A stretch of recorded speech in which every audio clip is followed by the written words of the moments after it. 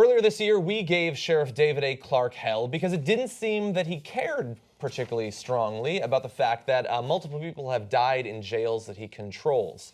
Now, one in particular died of dehydration, and when you look into the details of that case, it seems to go beyond mere incompetence or a lack of interest. It looks like it was almost set up for that man to not have water long enough for him to die. But it turns out that after all this time, we were actually wrong. Sheriff David A. Clarke does actually care. He's pissed, in fact, not about the killings, but about the fact that the medical examiner was willing to talk about what he had found in an honest and open way. And this is Brian Peterson, the Milwaukee County Chief Medical Examiner. He said today that the sheriff called him and verbally pummeled and threatened him over information that Peterson's office made public regarding the deaths of 2 inmates at the jail earlier this year. Peterson said, "I haven't been talked to like that since I was probably 5. And that's a man who simply examined the bodies and gave his report. The man had died of dehydration. He had been left there for many days. The water had in fact been turned off in his cell. Those in neighboring cells had warned the guards in that area that he was in trouble, and they didn't listen. He goes on to say, Sheriff David A. Clarke's attitude was hostile, his mood was angry, and my attempts to mollify him were rudely rebuffed. Peterson said Clarke was furious that the medical examiner had released information on a non-disclosure case accusing Peterson of political activism.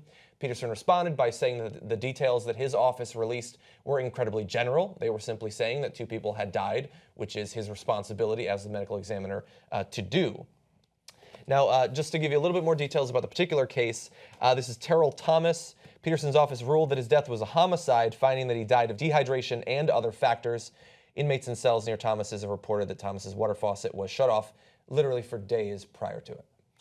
So, first off, Sheriff Clarke, as usual, is not right on the law. Peterson goes into great detail explaining in each of the cases. There was also a case of a 29-year-old, Michael J. Madden, who had died in the prison. And in each case, he did his job and released the information to the public in exactly the way that he was supposed to, following protocol. But I think that Sheriff Clarke was more upset that he's like, hey, man, we're supposed to cover these things up together. Right? Yeah. And he was just like, no, that's not my job. I didn't kill the guy. My job is to determine how he died and then report that to the public. So, and in fact, in one of the cases, it would have been inappropriate to report to the sheriff before they made the information public. Yeah. So, but Sheriff Clarke obviously doesn't care about what's appropriate or not, because a man died of thirst under his care, which might be unprecedented. I mean, if it's happened in America, it hasn't happened in the last 100 years. Maybe it happened in the early 1800s, late 1700s in a prison somewhere out in the West. No, somebody got left. But to die of dehydration, that's amazing. They didn't even starve him to death. He died of thirst. And they did that. So I really think Sheriff Clarke, it's amazing it hasn't happened yet, needs to be under criminal investigation. If your job is to protect and take care of the people in these prisons that you run, and 4 of them died recently, including the guy dying of thirst, and including a baby. So, I mean, for God's sake, and each fact pattern is the same. A person in distress, sometimes put into that distress by the people running the prison, and then their life is in danger, and there's no response, there's no help coming. Yep. When we prosecuted those folks in Milwaukee, and then we convicted them and put them in jail, that's very serious. We did not give them a death sentence. So you're not allowed to execute them while they're in prison, even if you do it through dehydration. Yeah, whether you can actually end up sending him to jail, I don't know, but there's no explanation as to why he should ever work in law enforcement for the rest of his life. You can say that he controls a lot of jails and it's too many people to look out for, something like that, but his response to the events is reason enough to can him. He clearly doesn't care. He clearly has no interest in actually managing the people who are directly responsible for this man dying. When you combine that with other things that he's said, that millions of Americans should be in Guantanamo Bay because they're sympathetic towards ISIS, not only is this guy not losing his job, but he's being considered to be the head of the DHS. Department of Homeland Security. So if 4 people died just recently in one of his prisons, and his main excuse is, I'm incompetent and I couldn't keep up, and so all these people keep dying under my guard, don't worry, make me the Department of Homeland Security. Take that national. Oh my God. No, the answer is absolutely not. Yeah. Now, Sheriff Clarke also says that Peterson is basically lying. His aide said the sheriff recorded the conversation with Dr. Peterson, and the sheriff looks forward to any additional comments of any alleged threats that Dr. Peterson claims were made. So there's a tape. They asked for the tape, and Schmidt declined to provide one. He said no thanks via email. Well, if you're right. Who the fuck records a conversation? He called the guy. He was recording it?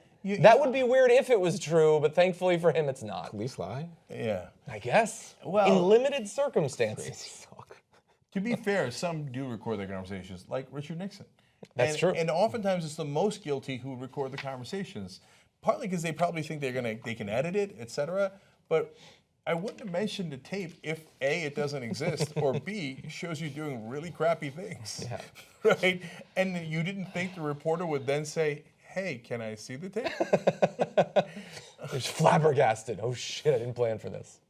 So, hey, Michael, when you were a police officer in Baltimore, if someone had died under your supervision, would that have been an issue?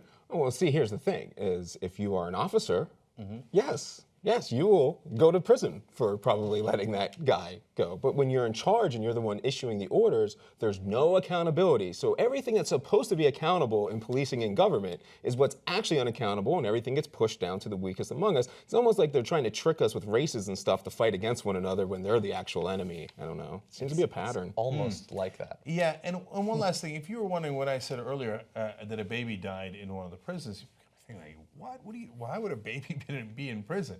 Sheriff Clarke is imprisoning babies. No, I'm kidding. Okay, but it's that baby was a terrorist, damn it. Look at his web activity. Yeah. And by the way, Sheriff Clarke has called a sergeant that reports to him a terrorist and a cancer because he disagreed with him.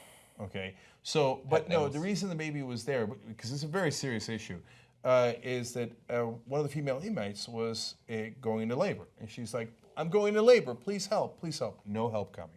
The kid's coming out. The kid's coming out. Please help. No help coming. The kid came out. For God's sake, get a doctor. It's right there. It's a baby. And by the way, Sheriff Clarke's conservative.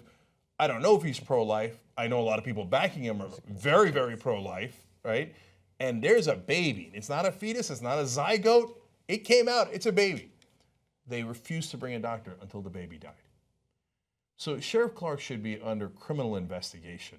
The conversation about him getting a promotion is insanity. Whether you're a conservative, especially if you're a conservative and pro-life, or you're a liberal, or you're any just decent American, we need to call for a criminal investigation. But Sheriff Clarke, don't worry.